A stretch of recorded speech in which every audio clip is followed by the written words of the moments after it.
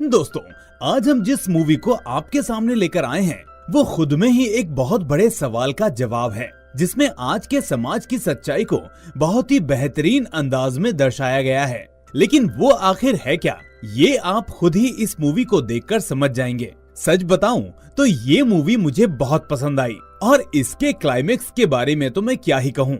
तो चलिए बिना देरी किए शुरू करते हैं आज की ये शानदार एक्सप्लेनेशन। लेकिन उससे पहले अगर आपको हमारा ये काम पसंद आता है तो हमारे इस चैनल को सब्सक्राइब करना ना भूलें। तो कहानी की शुरुआत होती है एक छोटे से गांव में रहने वाली कलई नाम की लड़की से, जो एक मिडिल क्लास परिवार में रहती है। और आज का दिन कलई के लिए बेहद ही खास है, क्योंकि आज उसे लड़के वाले देखने आ रहे हैं। वहीं कलई की माँ इस बात को लेकर घर में हंगामा करके रख देती है। जैसे सभी मिडिल क्लास में होता है, वैसे ही कलई की माँ उसके पिता से कहती है कि यहाँ वहाँ क्या घूम रहे हो, जल्दी जाओ और नहाकर तैयार हो जाओ। लड़के वालों ने बोला है कि वो लोग वहाँ से निकल चुके हैं, लेकिन यहाँ देखो कोई अभी तक तैयार ही नहीं है। फिर वो कलई से भी जल्दी तैयार होने के लिए बोलती है। अब कलई भी बेचारी सीधी सादी लड़की होती है, उसके मन में लड़कों को लेकर घबराहट होती है और एक्साइटमेंट भी। खैर, अब लड़के वाले घर आ जाते हैं और कलई एक भारतीय नारी की तरह तैयार होकर उनके सामने आ जाती है। कलई को इस रूप में देखकर उस लड़के को वहीं उससे प्यार हो जाता है और कुछ देर बाद दोनों आपस में बातचीत करने के लिए बाहर आते हैं। तो वो लड़का कलई से कोई सवाल नहीं करता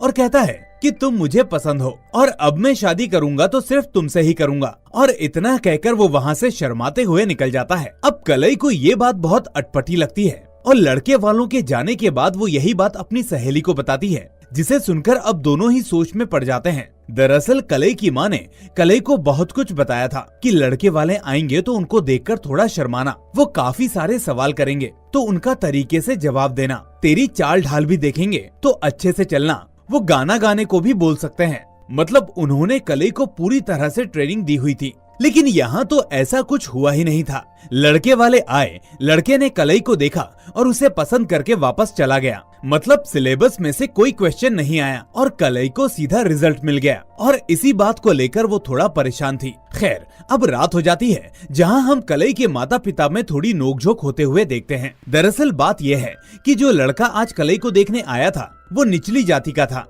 और ये बात कलई के घर वालों को बाद में पता चली। इसलिए अब कलई की माँ अपने पति से कहती है कि मुझे ये रिश्ता बिल्कुल मंजूर नहीं है। भला ऐसे कौन शादी करता है, लड़का कास्ट में बराबरी का तो होना चाहिए। मैं अपनी बेटी की शादी अपनी बिरादरी में ही करूंगी। अब कलई के पिता कहते हैं कि लड़का अच्छा खासा है, पढ़ा लिखा है, अच्छी नौकरी करता है, उसका परिवार भी अच्छा है, तो इतने अच्छे रिश्ते में आखिर आजकल जात बिरादरी कौन देखता है। लेकिन कलई की माँ एक बात नहीं सुनती और इस शादी के लिए साफ मना कर देती है। अब उन दोनों के इस झगड़े को कलई भी सुन लेती है और मन ही मन दुखी होने लगती है, क्योंकि कहीं ना कहीं वो भी अब उस लड़के को पसंद करने लगी थी। खैर, अब सीन शिफ्ट होता है और हम इस मूवी के एक और नए किरदार नेत्रा को देखते हैं, जो घबराती हुई कोर्ट की तरफ आती है और अपने केस के लिए एक वकील को ढूंढने लगती है। तभी उसकी मुलाकात शशि नाम के एक वकील से होती है। अब शशि नेत्रा को अपने चेम्बर में लेकर आता है, जहाँ नेत्रा अपनी प्रॉब्लम शशि को बताते हुए कहती है कि मेरी अभी कोई संतान नहीं है और ना ही मैं कभी माँ बन सकती हूँ, जिसकी वजह से मेरा पति मुझसे तलाक लेना चाहता है, लेकिन मैं ऐसा नहीं चाहती। ये सुनकर शशि हंसते हुए कहता है कि बच्चा ना होने पर कौन तलाक देता है, आप फिक्र मत करो, ये केस आप ही जीतोगी, मैं कल ही आपकी पिटीशन लगवाता हूँ। अब कहानी आगे बढ़ती है और हम मधी और अभि नाम के एक लड़का और लड़की को देखते हैं, जो एक ब्लाइंड डेट पर आए हुए हैं। मतलब ऐसी डेट जहां लड़का और लड़की आंखों पर पट्टी बांधकर एक दूसरे से मुलाकात करते हैं। यहाँ इन दोनों की बातों से हमें पता चलता है कि इन दोनों को शादी से खासी दिक्कत है और ये दोनों शादी ना करके लिव इन रिलेशनशिप में रहना चाहते हैं। फिर अगले सीन में हम यशवंत नाम के लड़के को देखते हैं, जो फिल्म इंडस्ट्री में काम करना चाहता है और हमेशा अपनी कहानी किसी न किसी प्रोड्यूसर के पास जाकर सुनाने लगता है। आज भी वो यही कर रहा होता है, पर प्रोड्यूसर उसको फिर से रिजेक्ट कर देता है। अब इस बार भी रिजेक्ट होने की वजह से यशवंत काफी दुखी होता है कि आखिर कब तक ऐसे ही तंगी में मैं अपने दिन गुजारूंगा, पता नहीं कब मुझे काम मिलेगा। वो ये सब सोच ही रहा होता है कि तभी यशवंत के पास उसकी गर्लफ्रेंड गीता का फोन आता है और वो कहती है कि मैं माँ बनने वाली हूँ। अब ये सुनते ही यशवंत के तो होश उड़ जाते हैं। अब यही बात यशवंत अपने एक दोस्त को बताता है, जो उसे अबॉर्शन करवाने की सलाह देता है। खैर, इसके बाद कहानी मधी और अभि पर पहुंचती है, जो अब एक फ्लैट में शिफ्ट शिफ्ट हो चुके हैं। यहाँ मधि अभी से कहती है कि मुझे शादी नाम से बहुत नफरत है। पता नहीं क्यों लोग शादी करते हैं और फिर पूरी जिंदगी झगड़ने में ही गुजार देते हैं। इसलिए मैं चाहती हूँ कि हम कभी शादी ना करें और ऐसे ही लिव इन में एक दूसरे के साथ रहें। अभी भी मधि की इन बातों से एग्री करता है और दोनों साथ में रहने का डिसीजन लेते हैं। इसके बाद वापस हम कलई को देखते हैं, जहाँ आज फिर से लड़के वाले कलई को देखने आए हैं। लेकिन बात यह है कि जो भी लड़के कलई को देखने आते हैं, कलई की माँ सभी में कोई न कोई कमी निकालकर रिश्ते को कैंसिल करती रहती है। कभी उनको लड़का पसंद नहीं आता तो कभी उसकी नौकरी, कभी उसके माँ बाप पसंद नहीं आते तो कभी उसके रिश्तेदार। अब कहानी नेत्रा पर आती है, जिसकी आज कोर्ट में सुनवाई है। यहाँ वो जज से कहती है कि मेरा पति मुझे डाइवोर्स देना चाहता है, लेकिन मैं ऐसा नहीं चाहती। प्लीज जज साहब, मेरे रिश्ते को बचा लीजिए।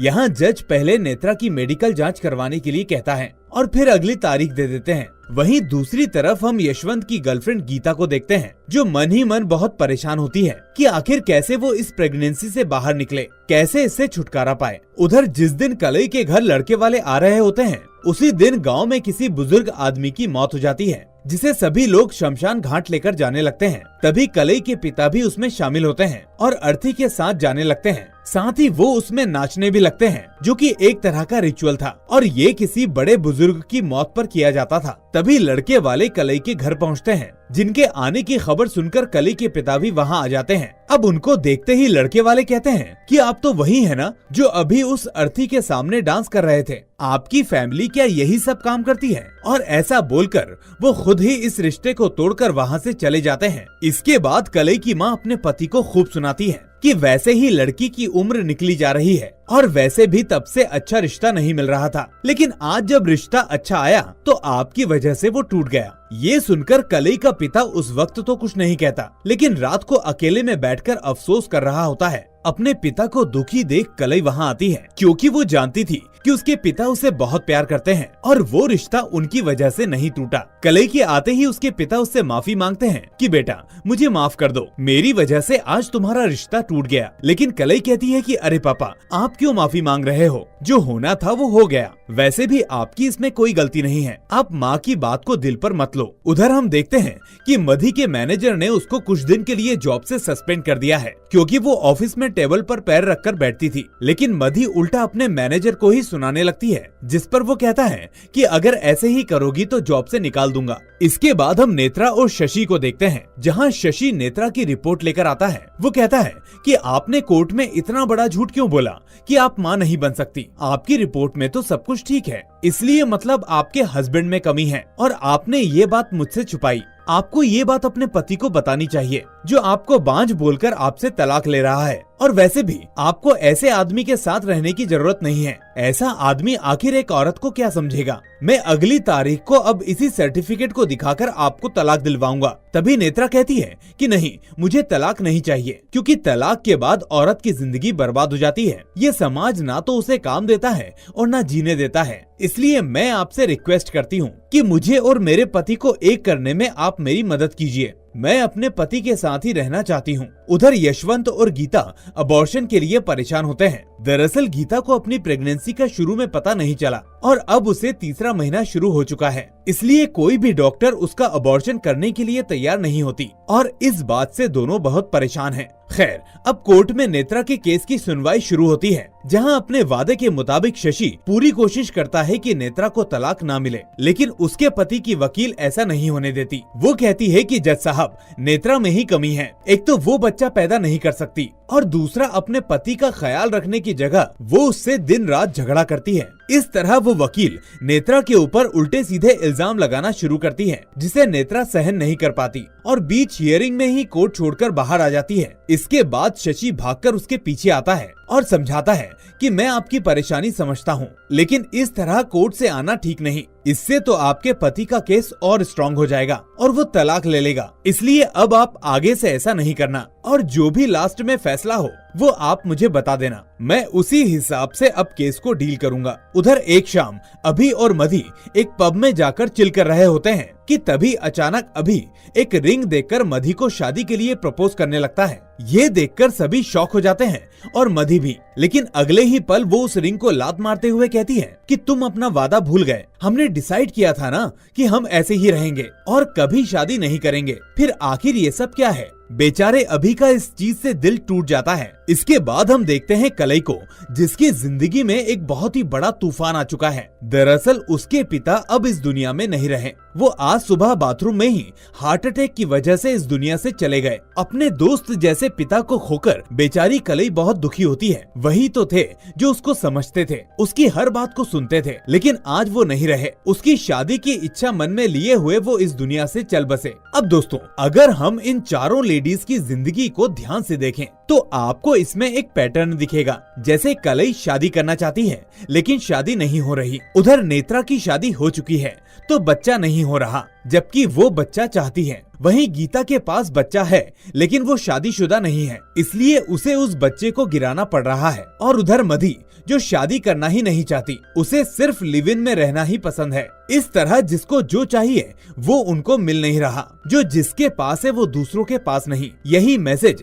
इस फिल्म की आत्मा है। खैर, अब कोर्ट से आखिरकार तलाक का फरमान आता है और नेत्रा को अपने पति से तलाक ही लेना पड़ता है। इसके बाद वो एक पार्ट टाइम जॉब करने लगती है और साथ में गवर्नमेंट जॉब की एग्जाम की तैयारी भी करने लगती है ताकि अपने पैरों पर खड़ी हो सके। इस दौरान हम देखते हैं कि शशि और नेत्रा एक दूसरे से मिलते जुलते रहते हैं और शशि की जानकारी की वजह से ही नेत्रा को वो जॉब मिली होती है। दोनों इस वक्त एक दूसरे के अच्छे दोस्त बन जाते हैं। दूसरी तरफ मधी अभी से बात करती है कि हम दोनों ने डिसाइड किया था कि शादी नहीं करेंगे, तो आखिर तुम शादी क्यों करना चाहते हो? हम दोनों एक साथ रह तो रहे हैं, एक साथ समय भी बिता रहे हैं। रही बात बच्चे की तो वो भी कर लेंगे, लेकिन शादी ही क्यों करनी है? ऐसी क्या बात है? ये सुनकर अभी का दिमाग अपसेट हो जाता है और वो बिना कुछ बोले वहाँ से उठकर चला जाता है। अब दूसरे दिन हम नेत्रा को देखते हैं जो शशि के घर आई होती है। दरअसल शशि उसे अपनी माँ से मिलवाने लाया होता है। वो कहता है कि ये मेरे साथ काम करती है और एक अच्छी वकील है। शशि की माँ कहती है कि बेटी,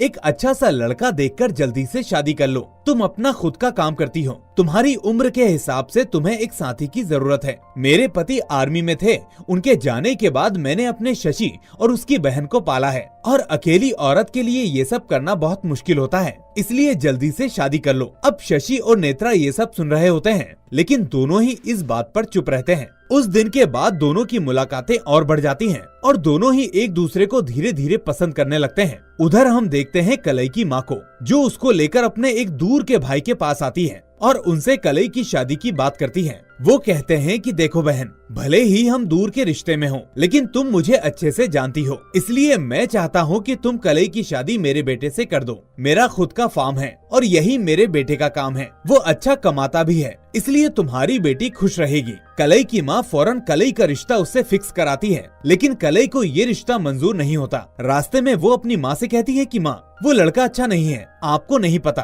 कॉलेज में उसको कोई लड़की पसंद नहीं करती क्योंकि वो सभी को परेशान करता है। इस पर उसकी माँ कहती है कि अब जो भी हो, तुम्हारी शादी उसी से होगी। कलई कहती है कि क्या कह रही हो माँ, जब बाबा थे तब आप पहले इतनी कमियां निकालकर रिश्ते ठुकरा देती थी और आज सब कुछ जानते हुए मुझे इस लड़के के साथ शादी करने के लिए कह रही हो। इस पर उसकी माँ कहती है कि बेटी, मुझे माफ कर दो, मुझे पता है तुम्हारे बाबा हमेशा ठीक थे, लेकिन अब मैं मजबूर हूँ। ये लड़का दहेज भी नहीं लेगा और इसके अलावा मैं किसी को दहेज दे भी नहीं सकती, इसलिए अपने बाबा की इज्जत के खातिर ये शादी कर लो ताकि उनकी आत्मा को शांति मिल सके। इस तरह अब कलई ना चाहते हुए उस शादी के लिए मान जाती है, लेकिन दूसरी तरफ गीता और यशवंत की दिक्कतें खत्म नहीं हो रही। उनको अभी तक कोई डॉक्टर नहीं मिला होता जो इस काम को कर सके, बल्कि डॉक्टर्स उनको उल्टा सुना रहे होते हैं कि आप लोग पागल हो चुके हो जो 4 महीने के बच्चे को मारना चाहते हो। ये देख अब दोनों की ही समझ में नहीं आ रहा होता कि आगे क्या होगा। खैर,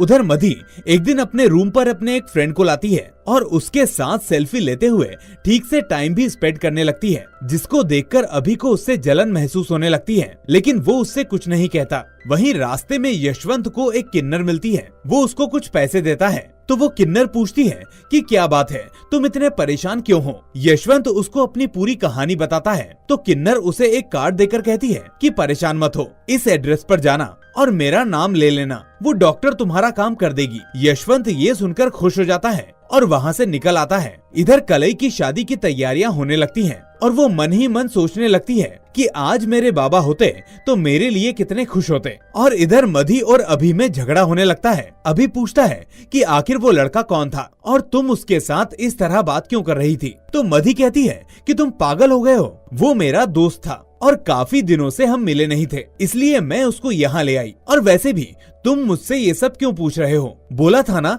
हम एक दूसरे की जिंदगी में दखल अंदाजी नहीं करेंगे। इस बात पर अभी को और गुस्सा आ जाता है और वो कहता है कि मुझे पता है कि तुम तलाकशुदा लड़की हो और ड्रग्स लेकर डिप्रेशन में जा चुकी थी और यही वजह थी कि मैं तुम्हारे साथ रहने लगा ताकि मैं तुम्हारी जिंदगी में कुछ बदल सकूं और खुद भी एक जीवन साथी चुन सकूं। लेकिन कल तुमने जो किया वो मुझे ठीक नहीं लगा। इस तरह से दोनों के बीच झगड़ा चलता रहता है। वहीं यशवंत और गीता अब बस में बैठकर उस एड्रेस पर जाने लगते हैं जहां जाने के लिए उनको किन्नर ने एड्रेस दिया था। और उधर हम देखते हैं कि नेत्रा अपने एग्जाम में पास हो गई है और उसकी सरकारी नौकरी भी लग चुकी है। अब यही खुशखबरी जब वो शशि को बताने जाती है तो रास्ते में उसे शशि की माँ दिखती है जो उससे कहती है कि बेटा तुम शशि को भूल जाओ, कल मुझे शशि ने तुम्हारे बारे में बताया कि तुम तलाकशुदा हो और बेटी तुम मेरी बात का बुरा मत मानना, लेकिन मैं एक तलाकशुदा औरत के साथ अपने बेटे की शादी नहीं होने दे सकती। समाज इस बात पर क्या कहेगा? नेत्रा कहती है कि माँ जी मैं और शशि एक दूसरे से प्यार करते हैं और खुद अपने पैरों पर खड़े हुए हैं। तो उसकी माँ कहती है कि तुम तो छोटा मोटा काम कर रही हो, लेकिन मेरा बेटा वकील है और उसके करियर के सामने तुम्हारा पार्ट टाइम काम कुछ भी नहीं है। अब यहाँ नेत्रा चुप हो जाती है। वो अपनी सरकारी जॉब के बारे में कुछ नहीं बताती और कहती है कि माँ जी इस बारे में आप एक बार शशि से बात कीजिएगा, अगर वो मना करेगा तो मैं चली जाऊंगी। तभी शशि की माँ उसे फोन दिखाते हुए कहती है कि देखो शशि अभी भी फोन पर है और तुमसे कुछ नहीं कह रहा, वो तुम्हारे साथ नहीं रहना चाहता, इसलिए अब तुम मेरे बेटे से दूर हो जाओ। मेरी भी एक बेटी है जिसकी मुझे शादी करनी है, मेरी बात को समझो। अब नेत्रा यहाँ शशि को फोन पर आवाज तो देती है लेकिन शशि उस तरफ से कुछ नहीं बोलता। हालांकि हमें ये नहीं पता कि दूसरी तरफ शशि था या नहीं, लेकिन नेत्रा मान लेती है कि शशि कुछ बोल नहीं पा रहा, इसलिए वो कहती है कि ठीक है माँ जी मुझे माफ कर दीजिए कि आपको मेरी वजह से ये सब देखना पड़ा, मैं आज के बाद आपके बेटे से कभी नहीं मिलूंगी। और ऐसा बोलकर रोते हुए नेत्रा वहाँ से चली जाती है कि कलई अपनी शादी वाले दिन